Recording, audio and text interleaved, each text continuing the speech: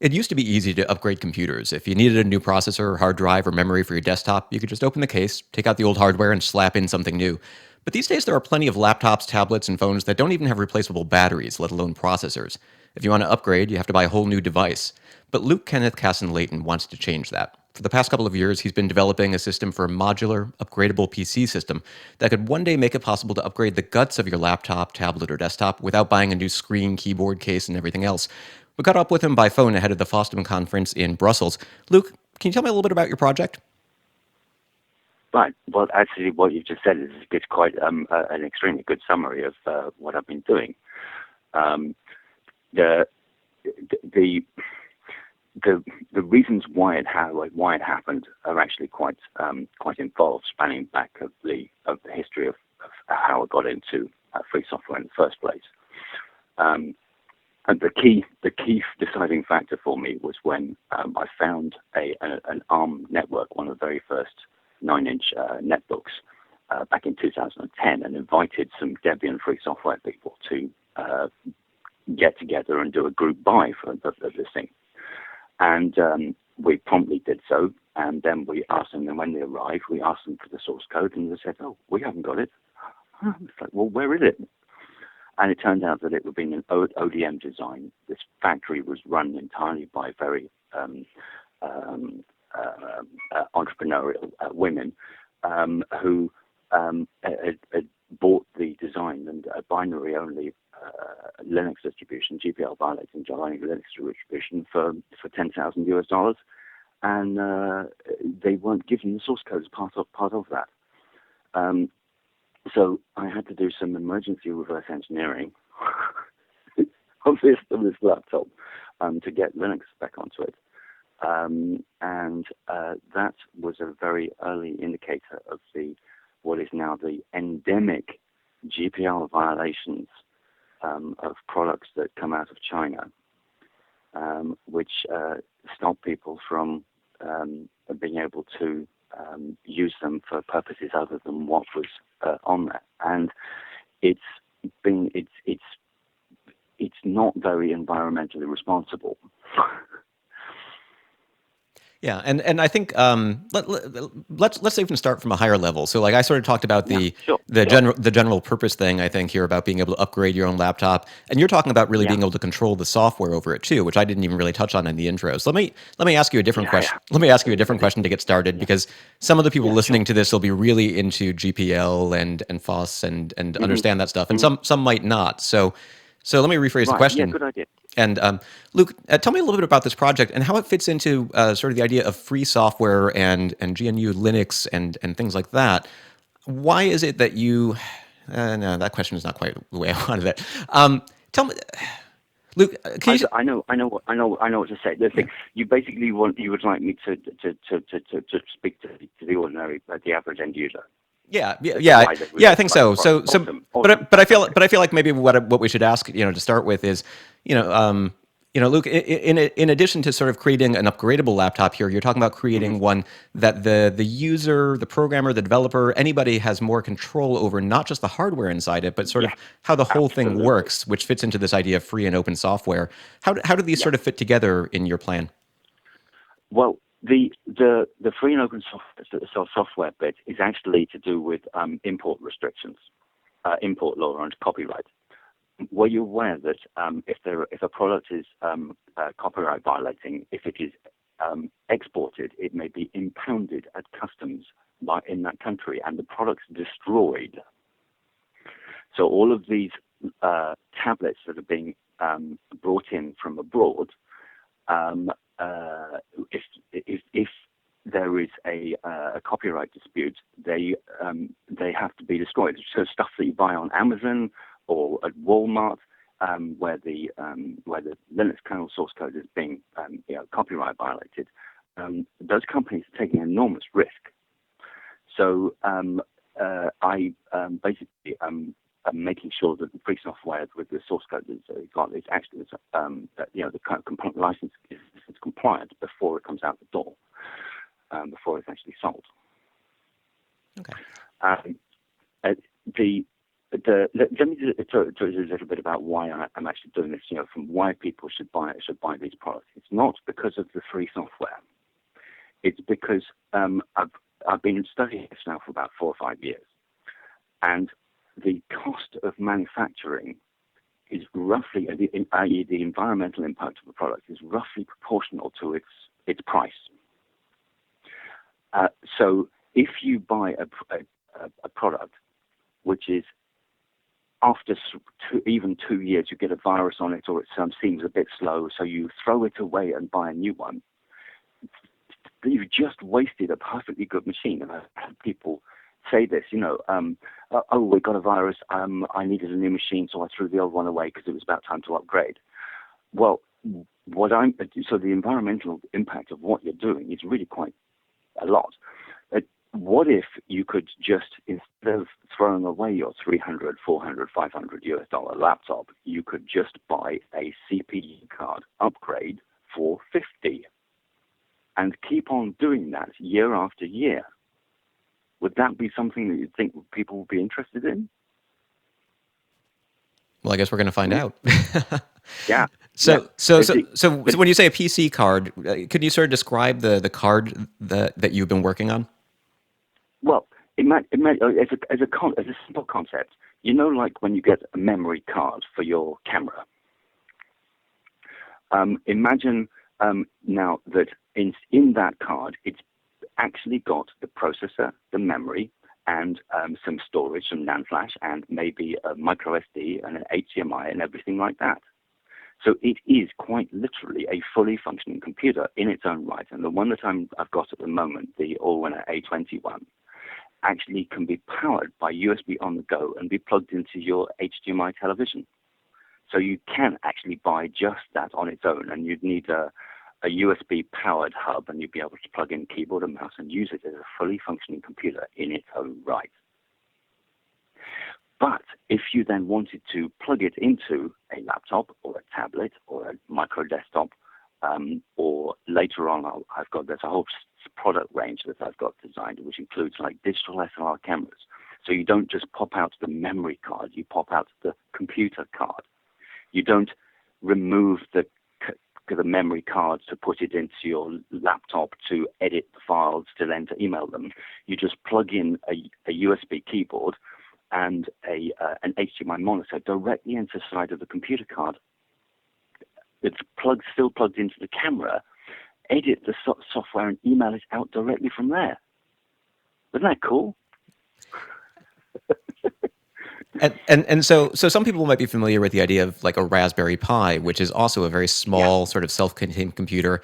And we've seen some people do things like that, where they take a Raspberry Pi and build a laptop around it or build a tablet around it. But it's always a kind of complicated process. You have to plug in a bunch of wires. You need to learn a lot about GPIO pins. This is much more of well, at least the idea behind this is more of a plug and play kind of system, right? Exactly. All right. So I've designed a standard which has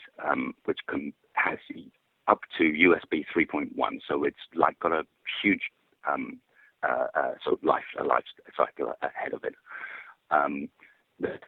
It's about 40 grams. It's credit card sized. It's 5 millimeters high, and I actually demonstrate it sometimes by bashing it on the edge of the desk and saying, "Yeah, it's fine." It's a robust case. It's PC cards. It's the old PC cards from 20 years ago. And in the interest of environmental responsibility, I'm taking over the casework and all the tooling, rather than getting new tools made up for some fancy standard that would end up putting extra dollars on the cost of the end product. So the nice thing is, because it's packaged in that simple format, you can literally put it in your wallet. You can sell them on eBay. You don't have to spend the money on throwing them away. You can also, if you have a family that's not got enough money to buy a laptop per person, you can buy one laptop base or one tablet base and share it between the 4 people. So it ends all of the arguments in a household about, no, son, you can't use my laptop because you might damage it with your viruses from your games, etc., that you keep downloading, etc., etc. Business users will be able to buy 2 cards, one for work and one for personal use, so that the companies don't gain access to their personal email. So if you buy a tablet and a laptop, people very, very rarely use all a tablet and a laptop and a desktop and everything. People very, very rarely use all of those all at once. And if so, the only reason is that they switch all of them on is to transfer files between one and the other. Well, what if you could save 40% on the cost of the product by having one CPU card and one tablet and one thing, and just take the CPU card out and put it into the laptop, or take it out and put it into the desktop, whatever it suited you think, even for a basis of fashion, for goodness sake, So this is something you've been working on for a couple of years. I've been following your project for a while, and you've had sort of the initial card, which has the all-winner processor. You're working on some other cards with different processors, and part of the reason we're talking now is that you're starting to show off a prototype of a laptop. Can you describe that? Yeah. So right. Well, this is a project that was sponsored by Think Penguin, because Chris has been selling Libre empowered hardware for about at least 15 years, where people are happy to pay him a bit more money for the stuff that he's vetted and sold because it just works. You upgrade the operating system because the Wi-Fi dongles that he sells have the firmware embedded in the dongle. It's not affected by the operating system upgrade. You don't lose your connectivity just because you upgrade an operating system and you haven't got the drivers. All that's gone. Right? But what he found was that Intel now has a firmware blob, which they will not release a source code for, which is very early on in the boot process. So you can't trust an Intel processor that's been made since in the past 14 years. And so, of course, he wanted a laptop which he would be able to sell to his customers where we would guarantee that it was spyware free. Now, this used to be the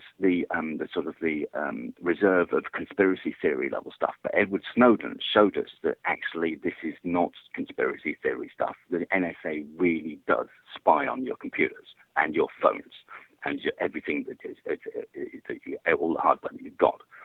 So Chris came to me and said, look, I've searched on the internet. You're the only person that's making a non-Intel laptop in the world. Can I give you some money? And I went, yes, please.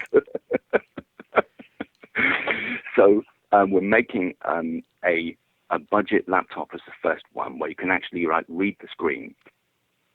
So that's why we picked a 15-inch size. We've picked the 1366 by 768 resolution because that the cost of those screens, those are the screens that you get in the $200 laptops at Walmart. So they're very, very common, very low cost, and because the whole idea of this project is it's designed for mass volume. So I have to use parts that are easy for me to get hold of. They're going to be in large volume at some point in the near future. So it's a 15-inch screen, 1366 by 768, full-size keyboard. The battery is a 10 amp hour e-bike battery, which was $8 from a company in Hong Kong, whereas the standard laptop batteries equivalent to that would be $25. So I've made a sort of a series of decisions out of necessity to creativity to put this whole thing together. The casework is 3D printed at the moment in this prototype. So I've split it into several parts that will allow me to print it across the diagonal of my 8-inch printer and assemble it into a larger case. And so that leaves. So I've done all of the edges, but then that leaves a whole stack of spaces in between, which I wasn't going to print a whole stack of rectangles of plastic on my 3D printer. It's a waste of plastic. Well, it turns out if you scale that up economically, it's a waste of plastic. So I went, what can I do instead? Let's put a bamboo plywood in the middle. So it's sort of accidental ecological design. So the bamboo was something that just it was available, and it fits your Yeah, overall goal, which is that you wanted to do this to have something sustainable in the first place. I was just being lazy.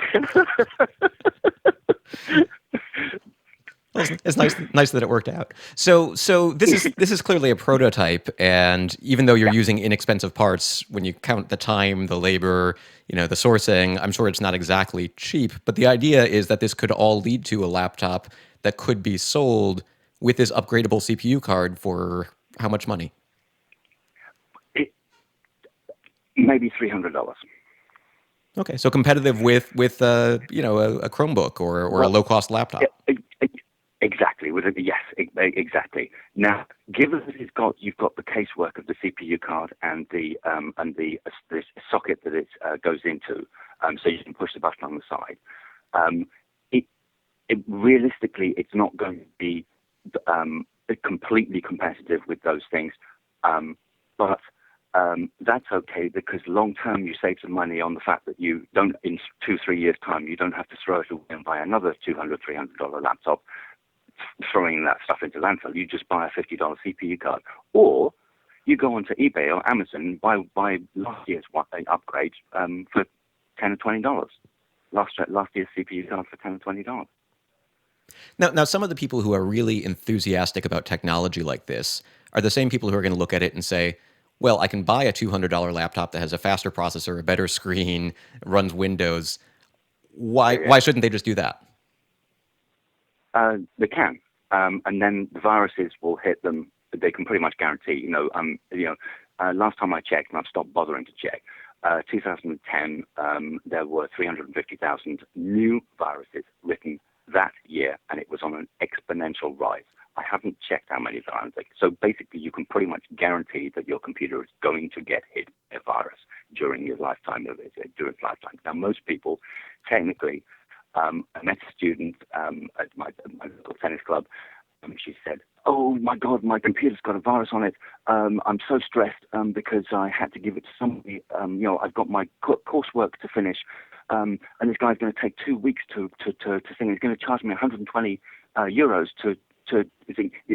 4% of the cost of the machine on sorting out the antivirus. The thing of replacing it, you're sorting out operating system. She might lose all her files. I think so. So those kinds of things usually result in people making a decision to purchase a completely new laptop right there and then, far earlier than they would have otherwise thought they would be doing, because they need the machine, because it's being used for business, or to get stuff done. Whereas with this system instead, what you'd be able to do is, if and by the way, yes, I am working with Intel to come out with a CPU card that will run Windows, right? So what in that case, what you will be able to do is, if you really wanted to do that, you'd be able to separate out and buy 2 CPU cards, one for work and one for play. The work one, you disconnect from the internet and you never go on any kind of websites that would think, and you can guarantee that it's going to work, right? It's going to be unaffected. The play one, you just use as sort of a throwaway, and you just pop out one and put the thing.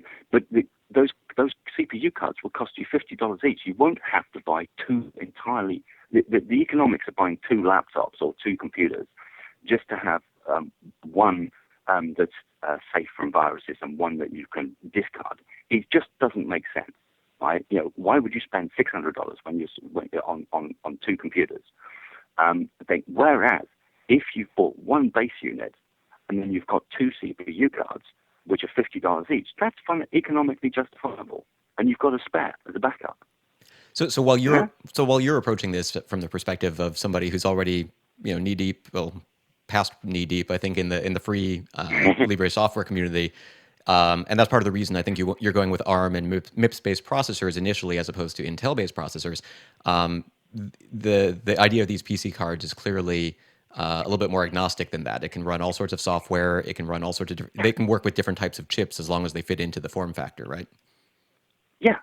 Yes, exactly. Well, I've got a guy who's designed a team in Spain who are designing a handheld game console. They will do a special operating system installed on the CPU card, which has a games operating system on it. So be able to change the identity of your computer, right? So you can have an Android CPU card, a work CPU card, a Windows one, a Chrome OS one. You'll be able to try these out, right, at very low financial cost, because you'll be able to buy them on secondhand on eBay. You go, oh yeah, that's fantastic. Yeah, I'll take that. It's only $20 secondhand. Yeah, fine, no problem. And in a shop, imagine a shop. You go into the thing, say, oh, say, hi, thing. Thank you very much for sending me that laptop. Yeah, it's absolutely great. I'll take some of the, some USB sticks. And the guy says, oh, incidentally, you know that EOMA68 laptop you bought from me last year? We've got a new CPU card coming. Would you like to try it out? And the guy goes, sure, no problem. Pushes the button, pops the CPU card out, puts it in his wallet safe, knowing that all of his application data are not going to be affected by trying out the sales upgrade. Put the thing in there and try it out. And so then he goes, oh, fantastic, I'll buy it, I'll take it, right? It's only $50. It's not like you're selling an entire new machine. Yeah? And then he goes, oh, darn, I put all my data and stuff on it, and the applications I've got, they're not compatible. Well, that's okay. Just pop out the new card, put the old one back in, carry on working, and wait a few months for the compatibility to sort itself out of the software writers for all the apps that you wrote to work. Have you ever tried downgrading your phone or your laptop just because some programs didn't work? Yeah, they don't make it easy. They don't make it easy. No. Upgrades are fine. Downgrades are a total wipe of the entire operating system. It's a pain in the ass. You've got to treat it as a disaster recovery event. Right. Right. So, I mean, you're painting a really interesting picture of the future. What's the present look like?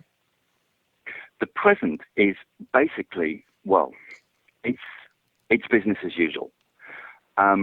And do you know, it's interesting you ask that, because I've spoken to, I won't tell you their names, but I've spoken to at least two very large mass volume manufacturing companies, and they said, oh yeah, we looked at modular computing just as you're describing, and it doesn't make financial sense for us.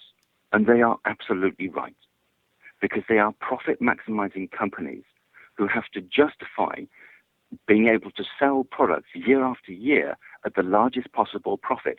They're required by law to do that. The articles of incorporation of a company require the directors to make decisions where they must pathologically maximize profit. If you're not familiar with this, there's a documentary called The Corporation, and you really only need to listen to the first 5 minutes of it. And there's a book by Professor Yamas called Creating a World Without Poverty, which describes some alternative scenarios and just it explains it. You know, my favorite phrase in that book that he's got is, you know, when companies talk about corporate social responsibility, what they are actually talking about is corporate financial irresponsibility. When the chips are down, a company has to cut its corporate social responsibility costs because it is required by law to maximize profit. And that profit maximization actually empowers the company to sell, you know, and optimize the mass volume things. Otherwise, it wouldn't be in business at all. But it has this side effect that they, year on year, they must sell you the next big upgrade, right? So the entire strategy is revolves around obsolescence by design, and so on. And you know, there are Dilbert cartoons about this, you know, where software companies deliberately ship software that's got bugs in it so that you will upgrade the next year. I mean, it's just morally reprehensible. But you know, what can you do? They're stuck, and they don't want to cooperate or collaborate with any of the competitors because that would be a risk. It would be the possibility of profit reduction. So you know, this is the thing. I looked around. I studied this. I said, do I actually really need to make a modular standard and design from scratch entire products? And shockingly, the answer was, yeah, I do. Nobody is doing this. Not even Google with Project Ara is targeting general products. Google is targeting smartphones. They're not targeting laptops, tablets, desktop computers, handheld GPS, handheld game sources, etc., like I am. Right. So here you are. You're a software developer based in Europe, sort of working on Yeah, your own. How do you yeah, develop something that could theoretically change the world, working at a much clearly slower pace than a company like Google can? yeah. Well, that's the interesting question. Is it's I'll answer it in a slightly different way. If you look at Google, Google have a huge amount of money, so they're able to shortcut some of the decisions by applying financial brute force instead of creative solutions. So, despite the fact that initially, when I was discouraged by the fact that I wasn't progressing very quickly, what actually happened was I had to come up with extremely creative solutions, which were low budget, which would end up with minimizing the environmental impact of the work that I was doing in developing the products themselves. And you know what? I'm really happy with that. Now that said, what you wind up with is, you started working on a chip or on a PC card using the Allwinner A20 processor, which at the Hmm. time that it came out, it was relatively easy to work with, I guess, in terms of getting open source software, free and open source software to work on it. But now the Allwinner A20 has been, Allwinner has come out with so many different processors since then. MediaTek Yeah, seems to they have a have. new processor every week. So Yeah, by the they time you're ready to mass produce these things, it'll be 16 generations old. So I mean, at doesn't that point, how does this doesn't work? matter. Okay. Yeah, it doesn't matter. And here's why. It's because the first product that sold, two reasons. One is that all-winner processor is actually extremely low power. It's for performance per watt. It's good enough. It runs free LibreOffice, it runs Firefox, it runs all the stuff, and it can run virtual operating systems as well. I don't know if many people are aware of that. So you can actually run two operating systems at once on it or more. Secondly, because of the upgradability, and the standard that I've created, I can upgrade to a better processor once I've got these first products out the door. And I am currently working on a quad-core design using the Allwinner A64. And I'm talking to Intel about using one of their ultra-portable tablet processors. So the Ingenic one is for free software endorsability, so that I can get an RIS, Respect Your Freedom certificate on that. The Allwinner A21 is what I used at the time as a proof of concept. For software developers and people, it's quite important that we have something that hits the street first of all, so that people can help me to develop the software and move things forward, so that in a couple of years' time there will be an 8-core version coming out. This with 4 GB memory. There will be, I think, ultimately, I want this to become large enough so that even Apple can't ignore it anymore and have to come out with an Apple CPU card. So That's ultimately what I really want. So right now we're talking.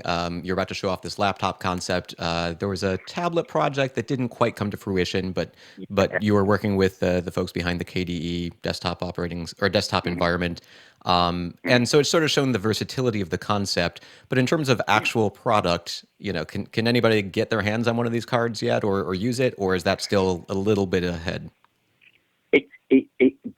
In the next couple of months, I will have the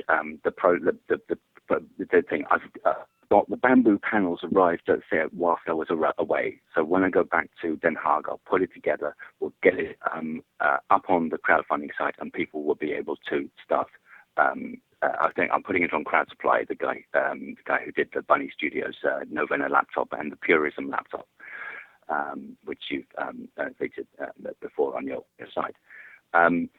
So in the next couple of months, people will be able to put their money down and buy one of the early prototypes. Now, I'm doing four products, a matrix of 4 products. I'm doing a micro desktop, right, which is a small desktop unit. It'll just have 2 USB, a VGA port, a micro SD, and power. That's it. Very, very basic. But the point is that it's it's desktop bound, and it's very low cost. I think when it ends up in sort of mass volume, it'll easily end up at like $15. But it's just the base. It's a chassis, right? And then there's this laptop, a 15-inch laptop, I think, and then there'll be the 2 CPU cards. There'll be the Ingenic one, and then there'll be the all-winner dual-core A21. Right, so there'll be 4 matrix of 4 products you'll be able to buy from Crowd Supply in the next couple of months. Okay, so in the first half of 2016, you think? Oh yeah, definitely. I've got I think later on into 2016, in the next I think so. I'm actually going to have to go over to Taiwan in the next couple of months to start putting things into production, start talking to factories. Get on the ground, set up, the test benches, make sure that the quality control is good, because this is not designed as a sort of a throwaway, fly-by-night operation of making like 500 and then going great, fantastic, leave it. I've got to ramp it up on an exponential scale, so that at some point big companies start taking notice and start creating things and saying, yeah, we'll make 100,000, we'll make a million of these over the next couple of years. So it's not small. So the short-term goal is sell a couple of hundred, show that there's interest, get things going, Correct. Raise a little bit of money, Yep. and then start moving on to the next version and the next version and the next version.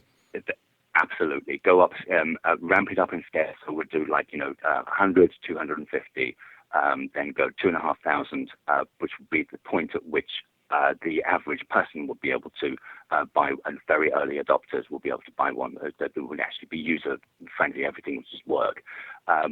Once the bugs are ironed out in that version, then we go to like the 10K to 50K quantities and beyond. And what's the design system look like right now? Is it just you sitting in a room with a computer and then sending out to China to have it developed, or is there something more to it than that? Sorry, What's I missed the first part. Oh, I'm just, what's the design process like? Are you just sort of sitting there, conceptualizing the whole thing and then asking somebody else to put it together, or how does that work? I'm on a segmented sleep pattern at the moment from Europe because I've got to deal with people from the US and in China. So I basically go to sleep about 8 o'clock in the evening, and wake up at about midnight or 1 in the morning, talk to people in China for a couple 2 to 3, 4 hours, and then go back to sleep again sometime 4 in the morning and wake up at 2 in the afternoon. So that's why I've got to go over to Taiwan, because I've got to be on the GMT +8 time zone in order to be able to, thing and pop over to Hong Kong and to Shenzhen and speak to people directly. When I wasn't on the segmented sleep pattern, it was actually, I was on like a 48-hour round trip. No wonder I was having problems with communication of things, especially, unfortunately, with the Vivaldi laptop. A 48-hour round trip delay of, they would send a message back and I would get it the following day and reply, and then they would get that one in the morning. The day after, it just didn't work. I have to actually be in the same time zone as these people. But the lesson I learned was, I had to the lesson I learned was that I have to do the PCB design as well as the casework design at the same time. It is, I know it's very unfortunate. I from experience, I've seen a number of projects who are taking, for example, ThinkPad casework and are going to replace the innards with an ARM64 or whatever, or PowerPC 64 processor. They're going to sell maybe 200. I feel for them. Bless them. They've got their heart's in the right place, but they're not going to be able to get the connectors that fit in the right place for that laptop, because there were proprietary parts, special custom-made parts that are even the heights are different on the things and custom made. And the relationships with Lenovo for the ThinkPads or whatever they are, you know, the suppliers don't want to have that relationship affected by some third-party company, people coming along saying, "Can you sell us 1,000 of those parts, please, or 200 of those parts?" They're going to say, "Well, no, we custom made them for IBM. Who are you? Mm-hmm. We don't want you jeopardizing our good financial relationship where they order 1 million at a time." Right. But part of what makes all this possible, I think, is sort of the changing relationships between these small manufacturers in China. We're seeing a lot of people on Kickstarter and Indiegogo and Crowd Supply who are saying, "I want to create 200 of something really original, and I can find some company that's willing to actually manufacture these. It won't be quite as cheap as it could be, but we can make it." Doesn't matter. Yeah. Now it's very interesting you should say that, because when I first started talking to China companies over the thing, they would say, "How many you want to buy? How many you want to make?" And they'd say, and they were expecting like 10,000, and I'd say, "Oh, I want to do an exponential curve, a careful, controlled ramp up of like doing 5, 25, then 200, and then 2,500, and I wouldn't hear back from them. But slowly they got the message, because of course in China it's completely different. What it is you have this concept of Gongkai, which Bunny Studios very kindly documented on his website. Look it up, Bunny Studios Gongkai. It's a fascinating story where people show respect to others by copying what they do. Isn't that funny? It's totally different. It's totally copyright violating, but they don't care. It's part of the Chinese culture. It's what you do. The problem is that the expertise doesn't necessarily follow. Right? So, you end up with a situation where, because there are so many more people in China, a small fly-by-night operation in China, their first order will be for 50,000 units. Some piece of junk will sell for 50,000 units because there'll be enough people to buy it.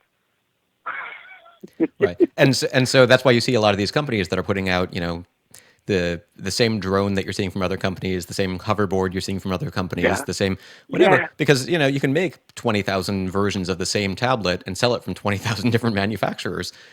Yeah, there was a U.S.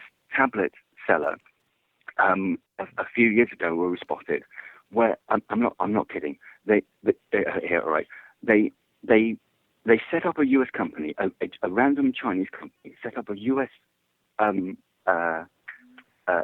Subsidiary, had a whole stack of cheap tablets shipped over, sold the lot, and when the last one had been sold, they shut the company down and buggered off back to China. It's a totally different mindset. Right. Well, I imagine, so your background is as a software developer, not a hardware guy, right? Yeah, that's right. Yeah. And I imagine when you started getting into this, you had no idea.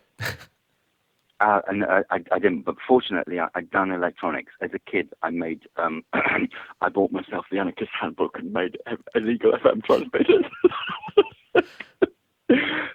That was when I was 13. Okay, so it's like 30 years ago. I could admit that now. But yeah, so I used to make my own electronic circuits. So I did actually know, the basics of electronics. I studied. My degree at Imperial College was extremely comprehensive into logic and stuff. So this is not as unfamiliar to me as it might be to any other software engineer. Right. But in terms of manufacturing, that's not something you had, large scale manufacturing experience. Not at all. That I've had to learn on the fly, and it is you need an extraordinarily large amount of patience. But I've basically applied the same sort of water flows downhill technique of parallel messages out to things in different creative routes to find the ways that work, and I finally found them. And so I've come up with some rules. You don't sign NDAs with companies. You go out on the internet, you find the part that you need that is mass volume produced, that has lots of suppliers on Alibaba, AliExpress, Taobao, blah, blah, blah, etc., ChinaIC.net and China Mart and things. You check that it's available in huge volumes.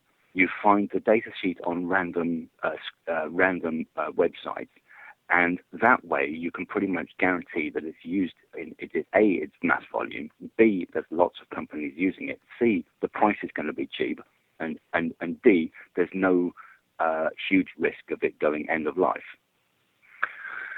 So I applied that sort of rule to as many of the components as I possibly could, and it seems to have worked out well. Cool. So in terms of timeline stuff that we were talking about before, the goal is to get this up on crowd supply in the next couple of months. And then when would the first units actually ship? If somebody actually did want to spend some money on this, when would they get their products? I should imagine it'll be towards Q2, end of Q2, so about June, July time. I think so. We're coming up to February now. So for March, April, May, June, July, August. Be about August. Okay. And so how long have you been working on this now? 5 years. So how do you feel right now, knowing that you're this close to being able to ship something? Busy, because it's not a short-term project. Once I've got these first products out, I have another decade of keeping an eye on it to make sure that more products come out, more CPUs come out, so that people know that they will have a commitment of a long-term thing. It's the environmental impact and the economic saving of this project only work if it is long-term. All right. So that is what I'm committed to. So it is. Most people would, celebrate and go, "Hooray! I sold a whole stack of stuff on a crowdfunding site. Brilliant! The thing, I can stop now." I can't. It's just one step step on the road. And likewise, if you take that step, you get to the point where maybe you actually start getting paid for this, right? Right. What my goal actually there is to be the designer and the guardian of the EOMA68 interface, right? Using trademarks to protect the standard, so that people can know that when they buy compatible products, they are definitely compatible. Now, I don't mind if companies pay me a single lump sum to certify their products as being compatible with the EOMA68 standard. So they can make all much profit and thing. I will not be charging those companies royalties. It will be a one-off lump sum to certify the things. Now, obviously, as the number of products come in, the number of things that I'm going to have to test, the matrix of number of CPU cards against number of products, is going to go up and up. So we'll work it out. But it's very, very important that the products are safe. And this is not like software, right? You can actually plug things in. My nightmare is that some idiot in China or whoever it is decides, "Oh, that's a good idea. Let's copy the concept, uses the same form factor, which is the old legacy PC cards, make something that is so completely incompatible that when somebody goes and plugs it into an EOMA68 product, it short-circuits the battery and the thing catches fire." That is my nightmare when it brings the entire project into disrepute. And as we've seen with hoverboards, it's not impossible to make electronics that will catch fire. Yeah, correct. Yeah. So there, I need trademarks, not patents, trademarks, to be able to go after them and put a really serious, heavy boot on people who do something that's irresponsible.